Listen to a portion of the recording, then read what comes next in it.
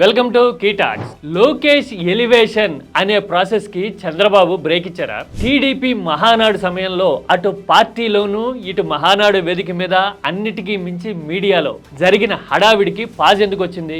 లోకేష్ కి పార్టీ బాధ్యతలు అప్పగించడంలోనూ తన వారసుడు లోకేషే అని ప్రకటించడంలోనూ చంద్రబాబు ఇంత వ్యూహాత్మకంగా ఎందుకు వెళ్తున్నారు?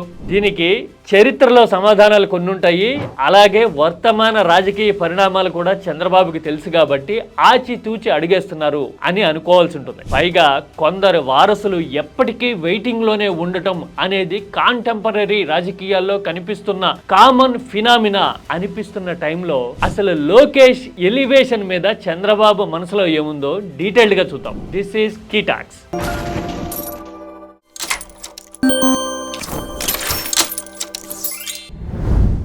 ఇటు పార్టీలోనూ అటు ప్రభుత్వంలోనూ అన్నీ తానే లోకేష్ నడిపించేస్తున్నారు కాబట్టి ఆయన్ని ఎలివేట్ చేయాలి అని చంద్రబాబు సమక్షంలోనే మంత్రులు, పార్టీ నాయకులు మాట్లాడడం అనేది టీడీపీనే కాదు ఏపీ మొత్తం చూసింది. ఆంధ్రజ్యోతి లాంటి పేపర్లు అయితే లోకేష్ పక్వానికి వచ్చేశాడు, ఇక పగ్గాలు ఇవ్వడమే ఆలస్యం, చంద్రబాబు లాగా కాదు లోకేష్ అంటూ నాగస్వరం ఊదటము అనేది విన్నాం, చూసాం.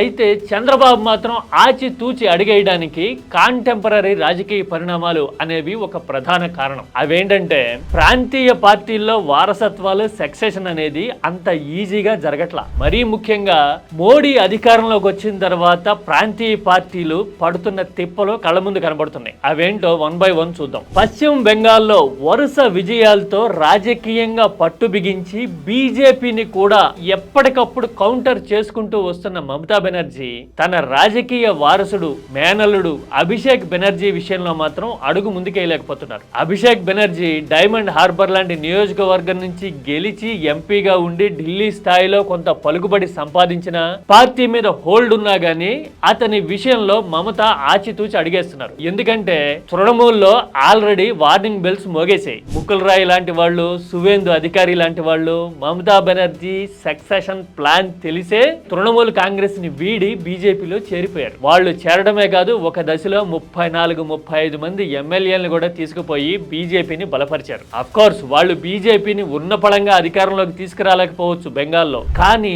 తృణమూల్ని చెక్ లో పెట్టడంలో మాత్రం సక్సెస్ అయ్యారు. అందుకోసమే వారసత్వాన్ని నిలబెట్టుకోవడం తనకంత సులభం కాదు అనే విషయం మమతా బెనర్జీకి అర్థమైంది కాబట్టి ఆ ప్రయత్నాల్ని హోల్డ్ చేశారు. ఇది వాస్తవం. ఇక మహారాష్ట్రలో శివసేన ముక్కలు కావడం వెనుక కూడా ఈ వారసత్వం రిఫ్టే ఉంది. ఏక్నాథ్ షిండే 2.5 సంవత్సరాల అధికారం కోసం వెళ్ళిపోయారు అనుకుంటే గనక ఇష్యూ సగమే అర్థమైనట్టు. శివసేనలో ఆల్రెడీ ఉద్ధవ్ థాకరే ఆదిత్య థాకరేని ప్రమోట్ చేయడం మొదలు పెట్టారు. తన క్యాబినెట్ లో కూడా అప్పట్లో తీసుకున్నారు. అంటే తన తర్వాత ఆదిత్య ఉంటారు అని చెప్పడం మొదలు పెట్టేసరికి ఏక్నాథ్ లాంటి వాళ్ళు కనిపించింది. మరి అంతా పిల్లోడు ఆదిత్య చూసుకుంటే మరి మేమేం చేస్తాం అనుకున్నారు, తిరుగుబాటు చేశారు, పార్టీని రాజకీయంగా దెబ్బతీశారు. అంటే ఏక్నాథ్ తిరుగుబాటు వెనుక సక్సెషన్ ప్లాన్ అనేది ఖచ్చితంగా ఉంది. ఇక ఉత్తరప్రదేశ్ లో బీఎస్పీ నానా అగసాట్లు పడ్డానికి ప్రధాన కారణాల్లో ఈ పొలిటికల్ సక్సెషన్ ప్లాన్ కూడా ఒకటి. పెద్ద నోట్ల రద్దుతో ఆర్థిక మూలాలు పూర్తిగా కొట్టుకుని పోవడము,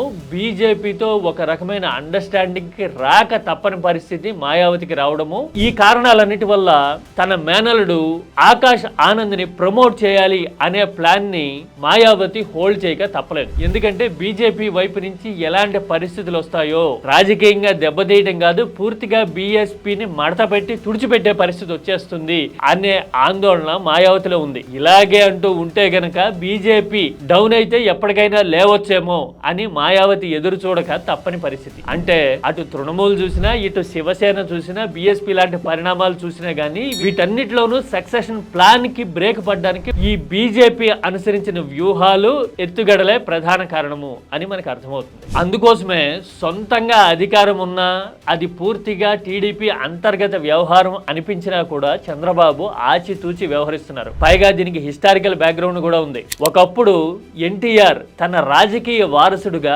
బాలకృష్ణని ప్రకటించినప్పుడు మనం వారసత్వ రాజకీయాలు నడిపే కాంగ్రెస్ ని వ్యతిరేకిస్తూ, విరోధిస్తూ మనం రాజకీయాల్లోకి వచ్చాం, మనమే ఇలా వారసత్వాన్ని ప్రోత్సహిస్తే ఎట్లా అని చంద్రబాబు ఎన్టీఆర్ మీద ఒత్తిడి తెచ్చి ఆ ప్రకటన ఉపసంహరించుకునేలాగా చేయడమే కాదు, బాలకృష్ణ తన సినీ వారసుడు అని ఆ ప్రకటనలో మార్పు చేసేలాగా చేయడము అనేది చాలా మందికి గుర్తుంది. అందుకోసమే చరిత్ర పరంగా చూసినా, వర్తమాన రాజకీయాలను బట్టి చూసినా టీడీపీలో చేంజ్ ఆఫ్ గార్డ్ అనేది ఏదో ఒక సంబరంలా చేసుకునే విషయం కాదని, అది సహజంగా జరిగిపోయిన ప్రక్రియలా ఉండాలి అని చంద్రబాబు భావిస్తూ ఉండుండొచ్చు. అందుకోసమే లోకేష్ కి పగ్గాలు ఇవ్వాలి అనే హడావిడిని ఇటు మీడియాలోనూ అటు పార్టీలోనూ ఒక దశ వరకు తీసుకెళ్లి ఆ తర్వాత రియాక్షన్స్ గమనించడం అనేది చంద్రబాబు వ్యూహంలో భాగంగా కనపడుతుంది. మరి నిరంతరం పొత్తుల మీద, కూటమి మీదే నడిచే చంద్రబాబు ముందు ముందు ఎలాంటి అడుగులు వేస్తారు?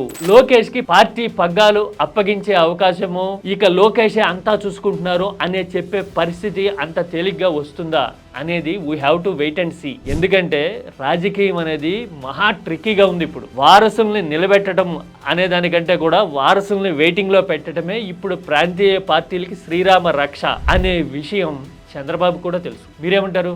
This is key talks.